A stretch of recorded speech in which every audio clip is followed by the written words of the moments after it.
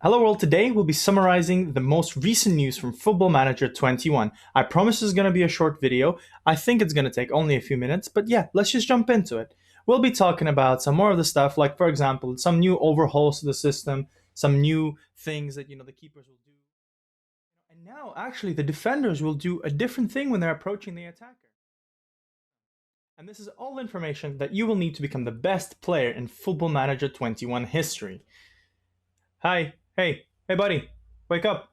Man, you missed the whole lecture. Come on, wake up. Unbelievable. People these days.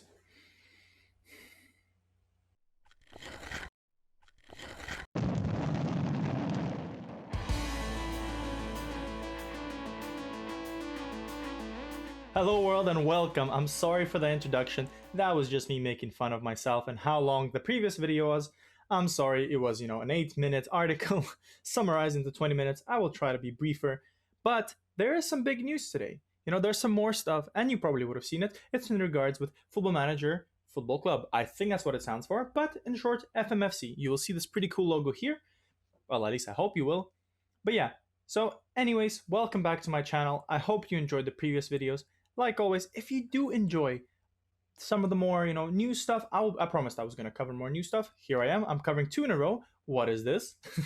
Brand new stuff. But yeah, if you do like this kind of stuff, please leave a like, subscribe, comment. I'll be doing more stuff in, as Football Manager, comes to almost a demo. We're all excited, yes. And once the demo starts, again, stick around for some of the more normal Football Manager stuff. We'll be taking Hamburg to victory in the demo. So in 2 weeks, hopefully we'll see what I can do. And the big save, the big main save that I'll be trying to do at least for half a year will be the Ulsan and South Korea save. So hopefully you check that out. But yeah, subscribe. Anyways, enough of this. I have probably spent more time introducing myself than the thing. Let's actually introduce what the heck is FMFC. So if you take a look here, FMFC is a new thing introduced by Football Manager as a way to, I guess, interact with the community, give rewards, give back to the community, and learn more about it, which I think is very, very cool. So what is it? What is the club? What is FMFC? Well, FMFC is a way for the Football Manager people to give you information first. So you don't need to go through all sorts of, things. You don't need to keep track. No, they will send you updates through your email, I think, if that's what you want.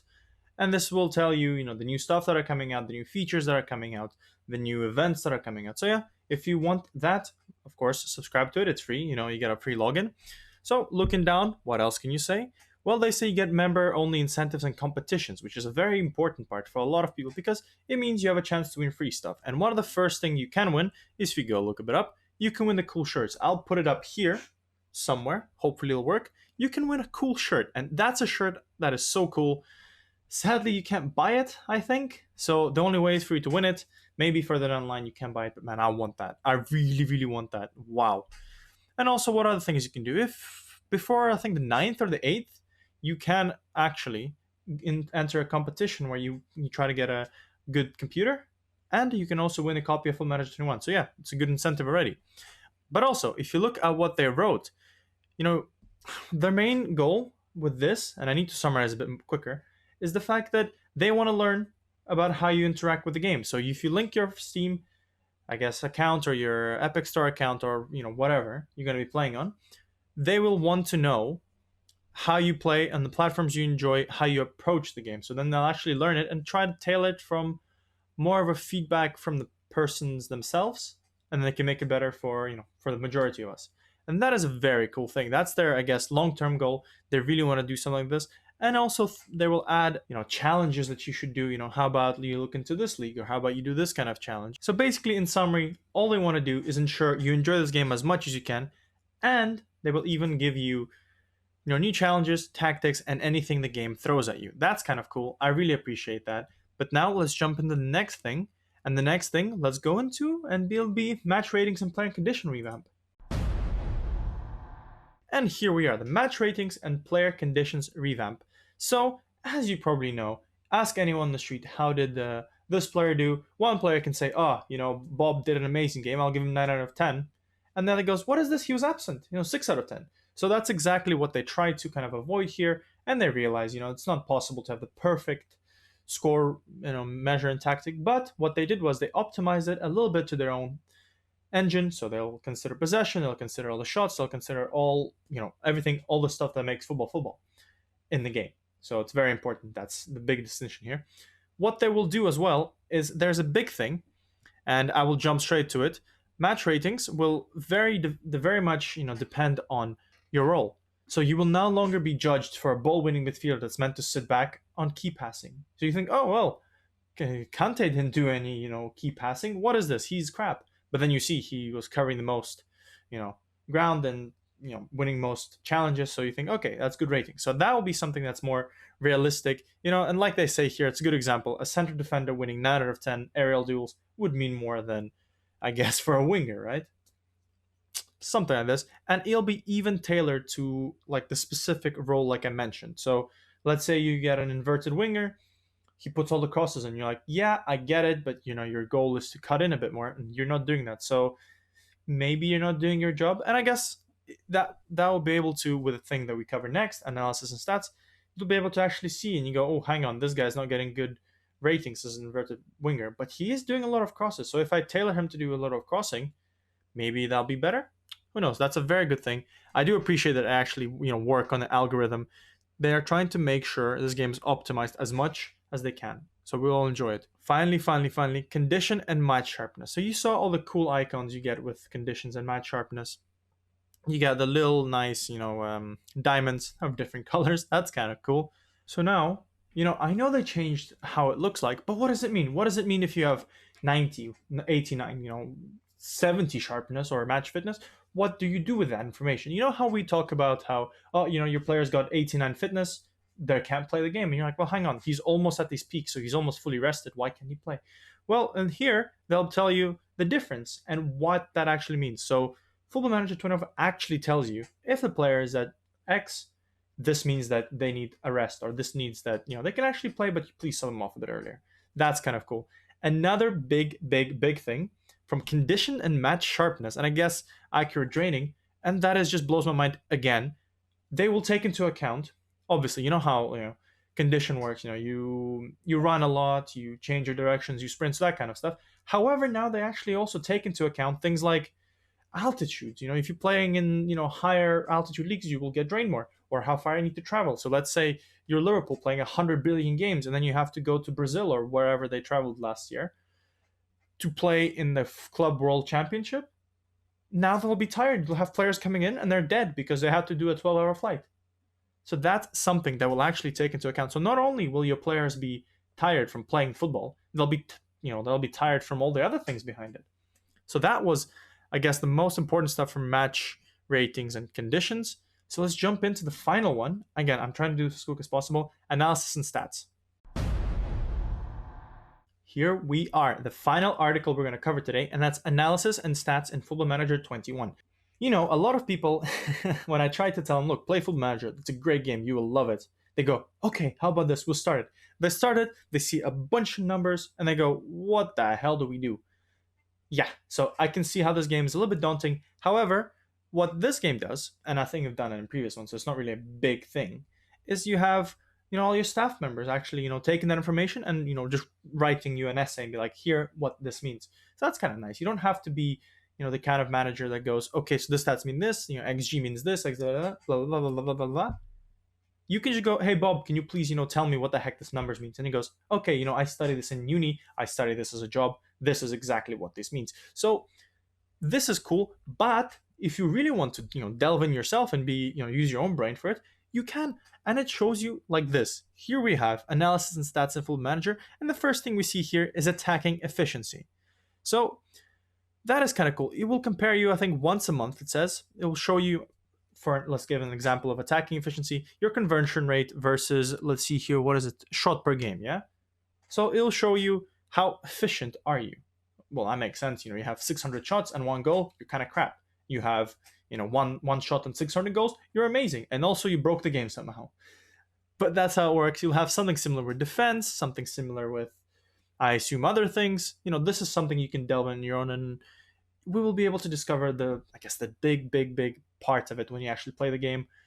But as I mentioned here, a big part of it will be, a nicer way to present data. So you'll have your, your head of performance analysis, they will take a look at it and they'll condense it and they'll give you the nice graphs and they'll say, look, work on passing, or look, work on finishing, or look, please, for the love of God, do not shoot anymore, okay?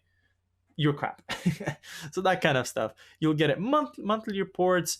And again, they break it down for you perfectly. You get an end of season report, and that way you can go, right, I have a preseason training. What the hell do I need to work on? And it'll compare you. It'll give you actual points versus expected points. You're expected to finish last. You're expected to have, a goal a game or like 0.5 goals a game. And you end up winning the league and getting 3 goals a game. And it tells you why. Or the other way, you're expected to win the league, and instead you get 12th place. So what happened there? Opposition reports, again, you'll be able to compare. They have a nicer hexagons now, and they'll compare your hexagons like we do with attributes. You'll be able to compare it on more stuff in opposition reports. And I know personally for me, I do skip a lot of opposition reports because I try to play to my strength. But I think with the way like they're shown here, as you can see here, it'll be a nicer way. I think it's a nicer way. It looks neat. And look here, you see expected goals a game, yeah? You see Leipzig, let's say that's my team. I play as Leipzig, and Borussia Mönchengladbach. So you will see, okay, they're expected to score a lot of goals. So you go, right, what are we going to do about that? Let's say another part here, they're expected to do lots of passing. What are you going to do about it? So this kind of things is really important for you personally. You can tweak your tactics in regarding to it. But once again, you don't have to do it. No one forces it to you. Post-match analysis, you will have your expected goals as we have now. It's a very weird number. A lot of people don't understand it. But basically, it's you had X amount of chances and your player squandered it. That's kind of the way you see it. If your expected goals is equal to, how many goals you scored, you did it, you kind of did it right. If it's more, your players, it's a magical things, and they created things out of nothing. Wow, there's a lot of stuff here. Next up, player reports. And this is something that you will, on average, you will look at your player and you'll see who's overperforming or underperforming. So you'll say, here, there's a good example. I'm pretty sure it's Andrew Gray. Yeah. So here you're expecting him to do this. So this is his green, hexagon or whatever it is. And all the other things, he shoots more than he's expected. You're like, whoa, okay, that's nice. He scores more than expected. Okay, he's in good form. Let's say it goes in. Oh, assists 0. Well, he's not actually doing anything. What is this? He needs to step up a bit. Headers win ratio. It's as exactly, as predicted. So again, you can tailor the game however you want. You can read all the stuff, and you can change your team. I guess, and finally, what we can also mention is things like new stats. New stats, you will have, defensive side, you will have blocks. So, I don't think they have blocks before. Now they will have. Clearances will be redefined, so they clearly, separate between what is a clearance, you kick the ball out, and what is a pass. Because sometimes I'm pretty sure clearance means pass for some reason. You're like, but no, he's kicking it outside. And then, yeah, there was a dude in that area, but, it's messy, and you kicked it, 20 meters high. That wasn't a pass, was it? They will do a lot of things like this. You'll have possessions won and lost, so you'll be able to see like, oh, Eden Hazard, what the heck are you doing? You're losing all the balls. Or Eden Hazard, wow, you're actually fighting for the ball. Good job, buddy. You're doing a good job. So it's kind of this things. Again, more stats means you can have better tactics, more tailored tactics. You can do whatever you want. Again, you have all the options. And again, you can choose to ignore this. That's the best part. You can choose to ignore all the data. You can give it to other people to worry about. All you can worry about is just putting your, things wherever you want. So it doesn't have to be that difficult. So yeah, I hope you enjoyed this little summary. I covered the 3 articles I wanted to cover. We talked about what is FMFC. We talked about the match ratings and player condition revamps. And finally, the last thing we did was analysis and stats. Again, the main takeaway here is don't get discouraged by seeing lots of stats. A lot of it, you just hire some people to take care of you. You hire the analysts, you hire the scouts, you hire a lot of the stuff can be done by the by your staff. Like in real life, I don't think Mourinho sits there looking at his screen going, okay, Eric Dyer did this, Dele Alli did this. Okay, he actually had 0.01 less passing accuracy. What does that mean? He doesn't just sit there. He has a guy. A guy just sits there on his laptop, does an analysis on a player, and he goes, here, this guy is doing bad here, and he goes, why? Because here. Exactly. You can do something like this, and they help you with this. But again, if you want to look at the data, have fun. Go at it. I'm excited. I hope you're excited for it. Like I said, I'll be doing more news like this. So if you do like it, subscribe, comment, show it to your parents, show it to your brothers, sisters, pets, whatever you want. Show it to your parakeet, I don't know, show it to your dog. Anyways, thank you for watching. I hope you enjoyed this summary. I hope it hasn't been too long. and I'll see you guys in the next video. Bye guys.